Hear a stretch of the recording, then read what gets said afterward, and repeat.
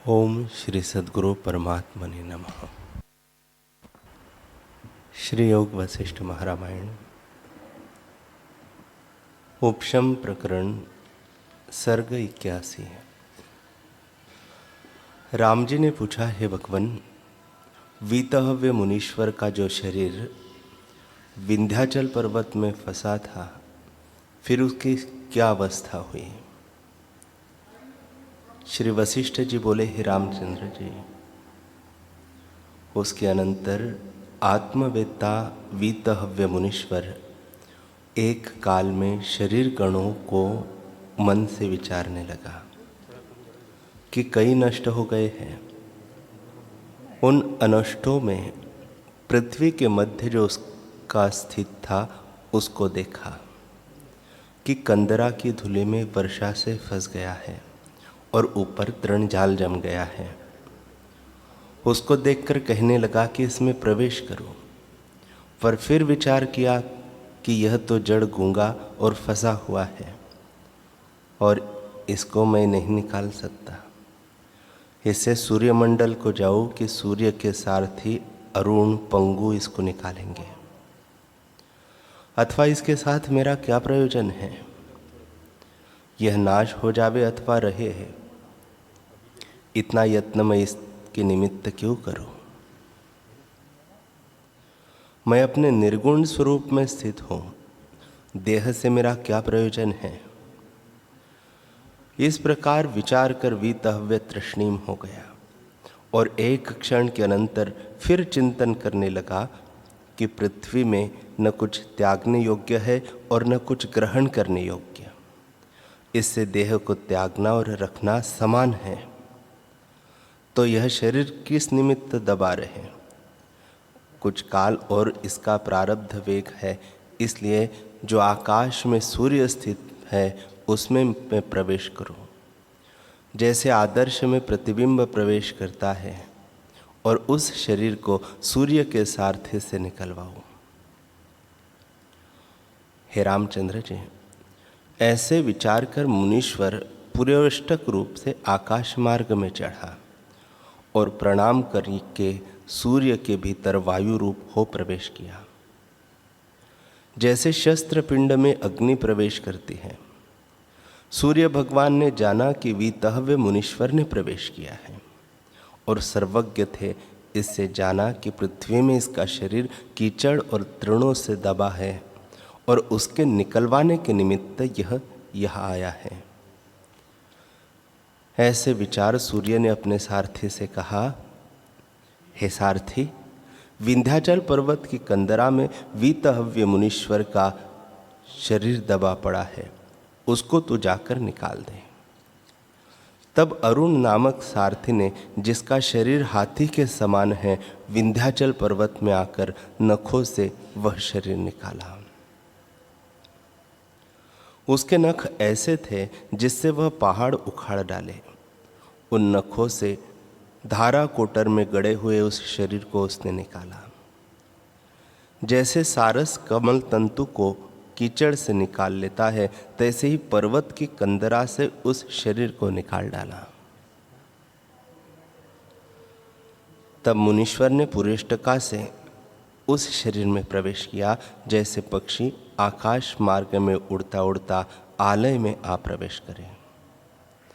सावधान होकर अरुण को नमस्कार किया और अरुण ने भी वीतहव्य को नमस्कार किया और अपने अपने कार्य की ओर हुए। अरुण तो आकाश मार्ग की ओर गया और मुनीश्वर का शरीर कीचड़ से भरा हुआ था, इससे उसने तालाब पर जाकर डुबकी मारी और जैसे हाथी मल धोता है, तैसे ही स्नान करके संध्या आदि कर्म किए और सूर्य भगवान का पूजन किया।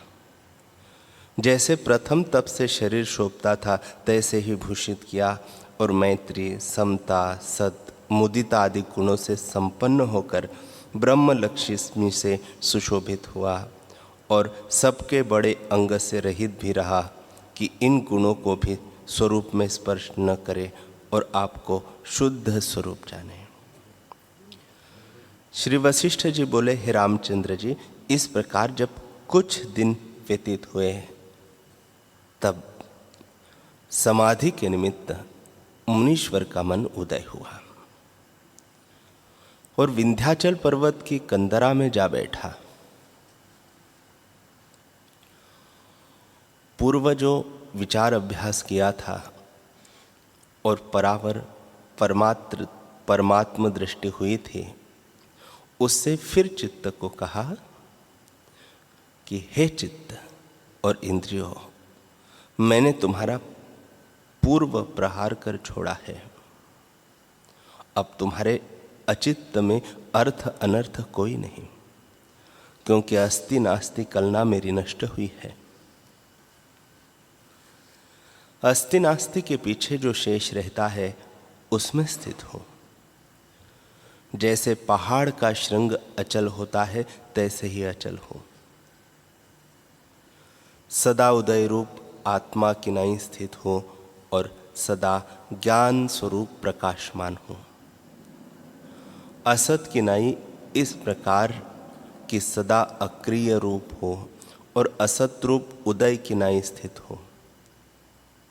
असत इस प्रकार से मन इंद्रियों का विषय नहीं और उदय किनाई इस कारण से कि सबका साक्षीभूत हो और सदा समरस प्रकाश रूप अपने आप में स्थित हो।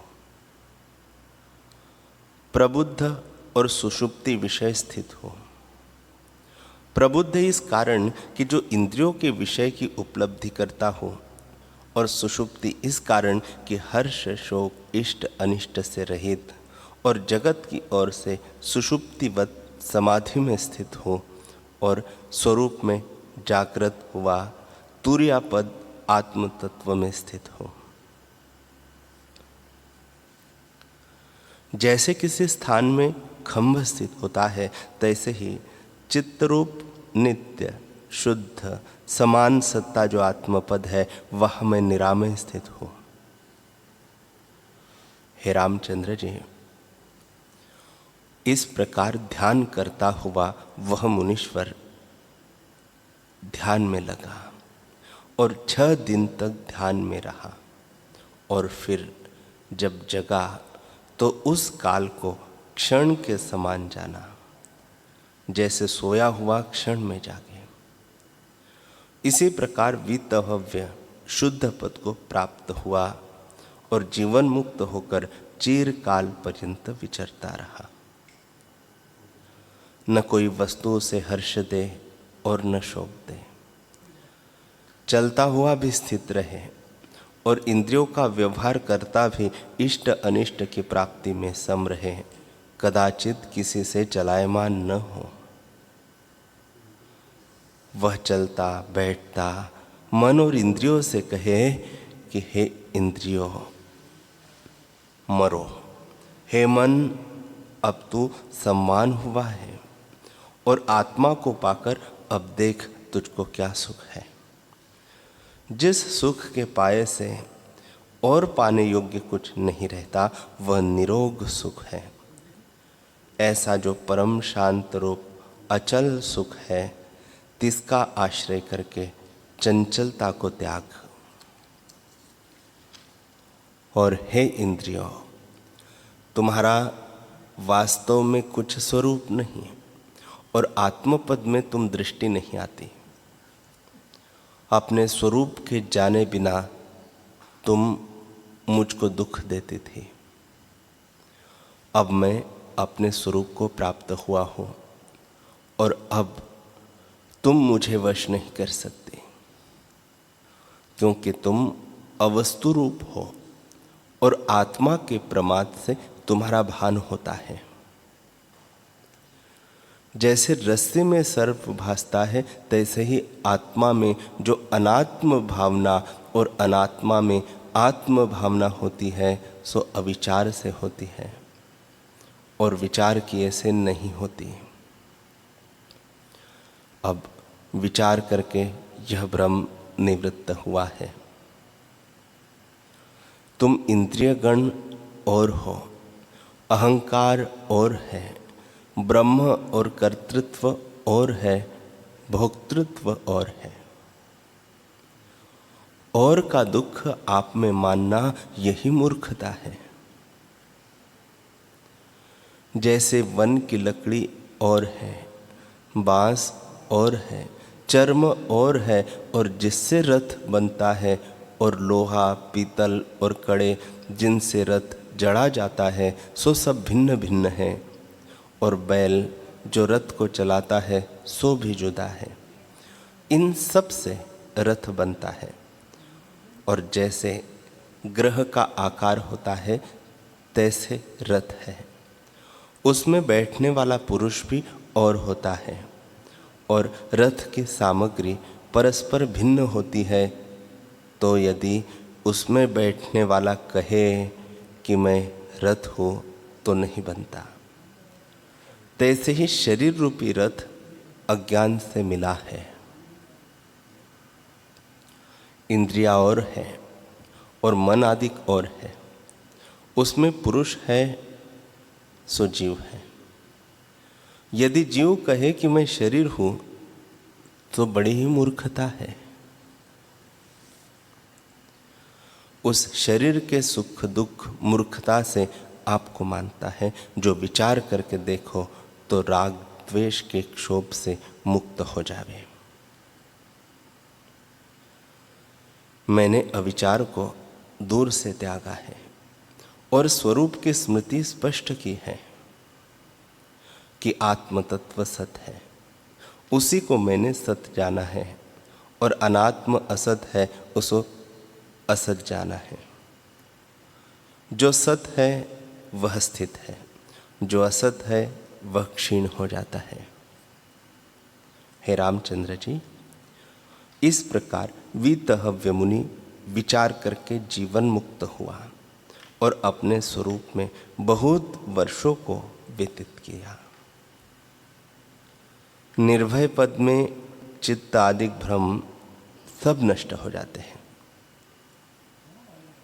ऐसे शुद्ध पद को प्राप्त हुआ, वह यथाभूतार्थ आत्म ध्यान में स्थित हुआ और ग्रहण और त्याग की कुछ भावना न रही। परिपूर्ण आत्म पद को वह प्राप्त हुआ। अगस्त्य मुनि का पुत्र वीतहव्य मुनि उस पद को पाकर निर्वासनिक हुआ। फिर जिस काल में और जिस प्रकार से वह विदेह मुक्त हुआ है वह भी तुम सुनो।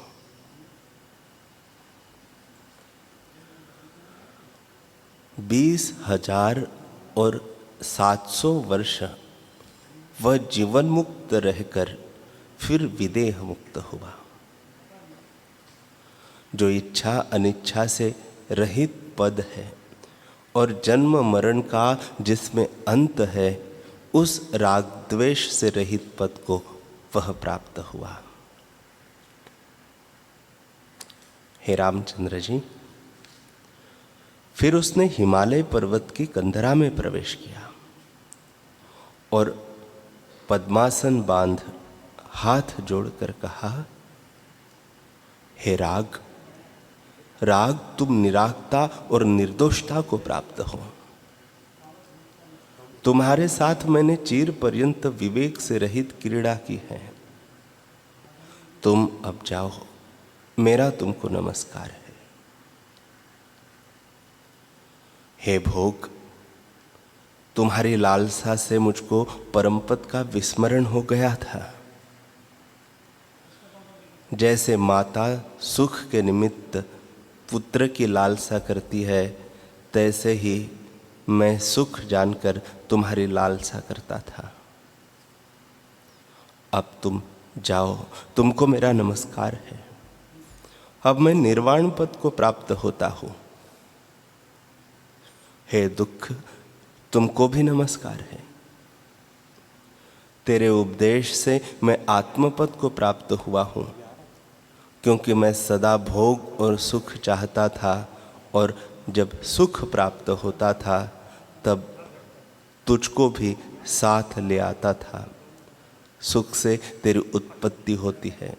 सुख की लालसा में तो मैं अनेक जन्म पाता रहा, पर जब सुख आवे तब तुझको भी साथ ले आवे। तुझको देखकर मुझको आत्मपद की इच्छा उपजी और तेरे प्रसाद से मैं परम शीतल पद को प्राप्त हुआ हूं। हे दुख, तू तो दुख था, परंतु मुझको आत्मपद प्राप्त कराया। इससे तेरा कल्याण हो। तू अब जा। हे मित्र, संसार में जीना असार है। जिसका संयोग होता है उसका वियोग भी होता है। तूने मेरे साथ बड़ा उपकार किया कि अपना नाश किया और मुझको सुख प्राप्त कराया, क्योंकि जब तक तू मुझको प्राप्त न था तो मैं आत्मपद के निमित्त कब यत्न करता था। तूने अपना नाश करना माना, परंतु मुझको सुख प्राप्त कराया। हे मित्र, तू बांधवों के नाई चिरकाल पर्यंत मेरे साथ रहा और कदाचित मुझसे दूर न हुआ। मैंने तेरा नाश नहीं किया, पर तूने अपना नाश आप ही किया है। तू मुझको जब प्राप्त हुआ था तब मुझको विवेक उत्पन्न हुआ। उस विवेक ने तेरा नाश किया है। इससे तुझको मेरा नमस्कार है। और है माता तृष्णा, तुमको भी नमस्कार है। तू सदा मेरे साथ रही है और कदाचित त्याग नहीं किया। जैसे अपने बालक का त्याग माता नहीं करती, तैसे ही तूने मेरा त्याग नहीं किया। अब तू जा। हे कामदेव, तुझने आप ही विपर्य होकर अपना नाश किया। जब तू बहिर्मुख था तब जीता था, और जब अंतर्मुख हुआ तब तू मिट गया।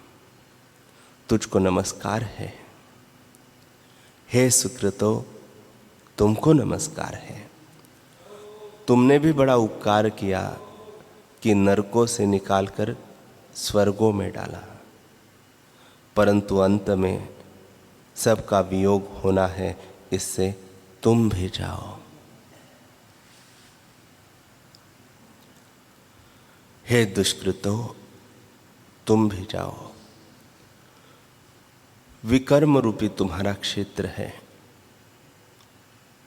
और युवावस्था बीज है। उसे दुख फल होता है। तुम्हारे साथ भी संयोग हुआ था, इससे तुमको भी नमस्कार है। तुम भी जाओ। हे मोह, तुमको भी नमस्कार है। तुझसे चिरकाल में बंधा था और नाना प्रकार के स्थानों को प्राप्त होता था, और तू भय दिखाता था, उससे मैं भय पाता था। इससे तुझको नमस्कार है। अब तू जा। हे गिरिकंदरा, तुझको भी नमस्कार है। तुम में मैंने चिरकाल तप किया है। हे बुद्धि, हे विवेक, तुमको भी नमस्कार है। तुमने मेरे साथ उपकार किया है कि संसार बंधन से मुझे मुक्त किया। तुम भी जाओ। दंड और तुम्बा, तुमको भी नमस्कार है। तुम भी जाओ। बहुत काल तुम भी मेरे संबंधी रहे हो। हे देह, रक्त मांस का पिंजर होकर तू मेरे साथ बहुत काल रही है और तूने उपकार किया है। विवेक उपजाने का स्थान तू ही है। तेरे संयोग से मैंने परमपद पाया है। तू भी अब जा। तुझको नमस्कार है। हे संसार के व्यवहारों, तुमको भी नमस्कार है। तुम्हारे में मैंने बहुत क्रिया की है। ऐसा पदार्थ जगत में कोई नहीं जिससे मैंने व्यवहार न किया हो। ऐसा कर्म कोई नहीं जो मैंने न किया हो, और ऐसा देश कोई नहीं जो देखा न होगा। अब सबको नमस्कार है। हे इंद्रियों, हे प्राण और मन आदि, तुमको नमस्कार है।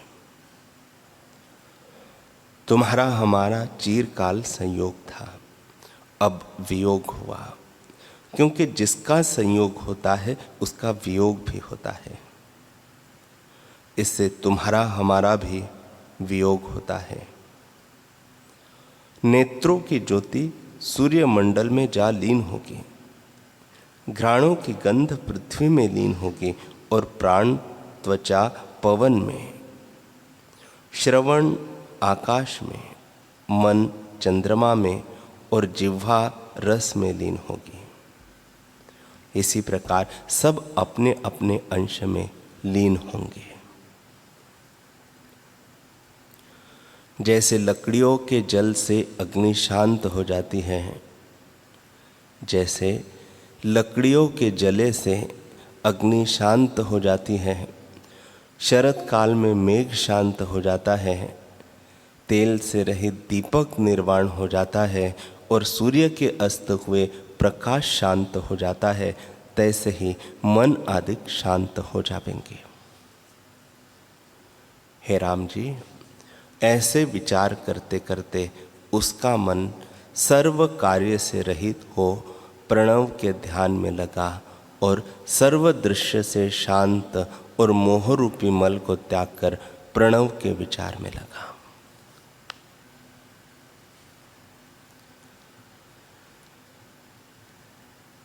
श्री वशिष्ठ जी बोले, हे रामचंद्र जी, इस प्रकार उसने शब्द ब्रह्म प्रणव का उच्चारण किया, और पंचम भूमि का जो चित्त की अवस्था है उसको प्राप्त हुआ।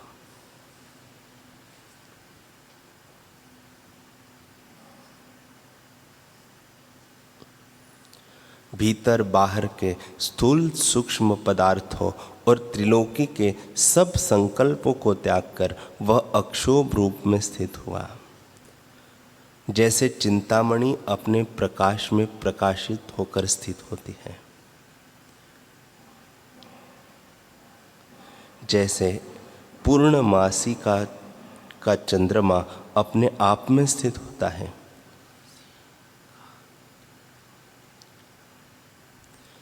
जैसे मंदराचल के निकलने से क्षीर समुद्र स्थित होता है,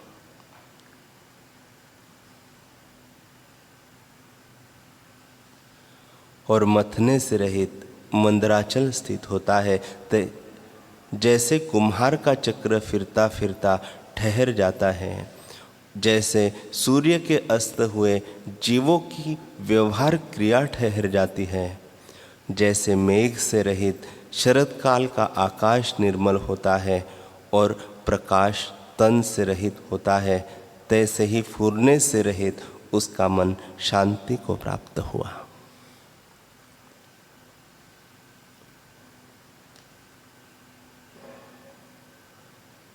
प्रणव का ध्यान करके फिर उस वृत्ति के अंत को प्राप्त हुआ, और फिर मंत्र को भी त्याग, जैसे महापुरुष क्रोध को त्यागते हैं तैसे ही वृत्ति को त्यागा।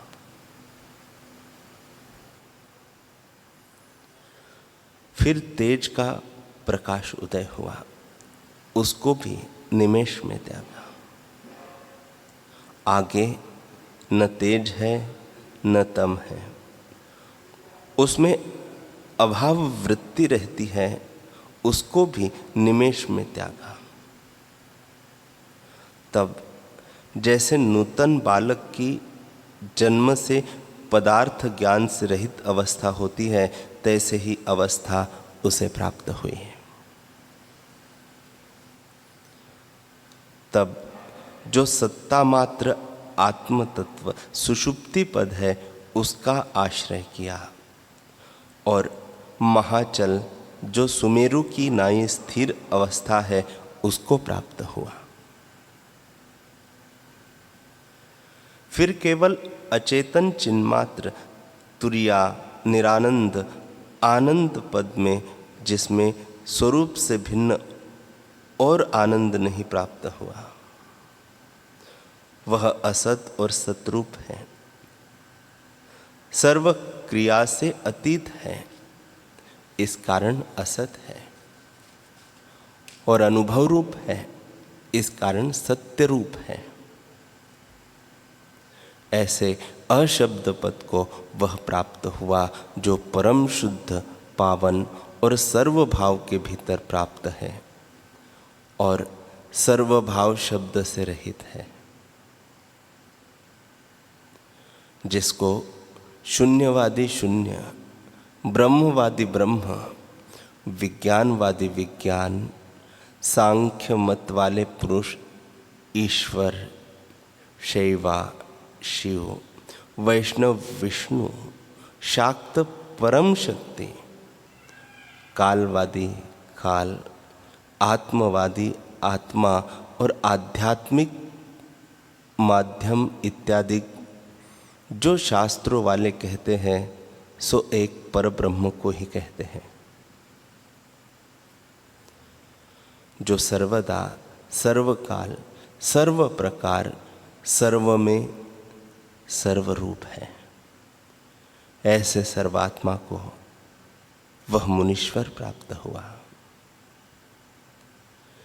जिस आनंद समुद्र के बल से सबको आनंद होता है, ऐसे आत्म तत्व अनुभव रूप अपने आनंद को वह प्राप्त हुआ और वही रूप हो गया।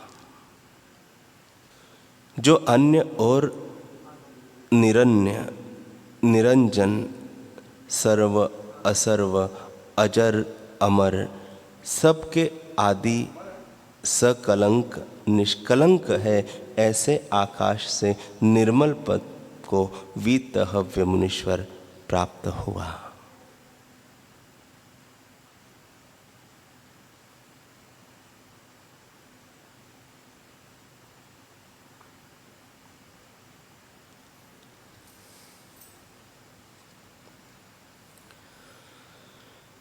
हरि ओम।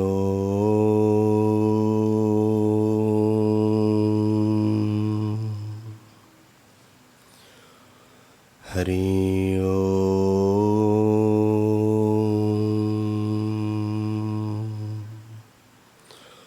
ओम सहना भवतु सहनौ भुनक्तु सह वीर्यं करवावहै तेजस्विनावधीतमस्तु मा विद्विषावहै। ओम शांति शांति शांति। श्री सद्गुरुदेव भगवान की जय।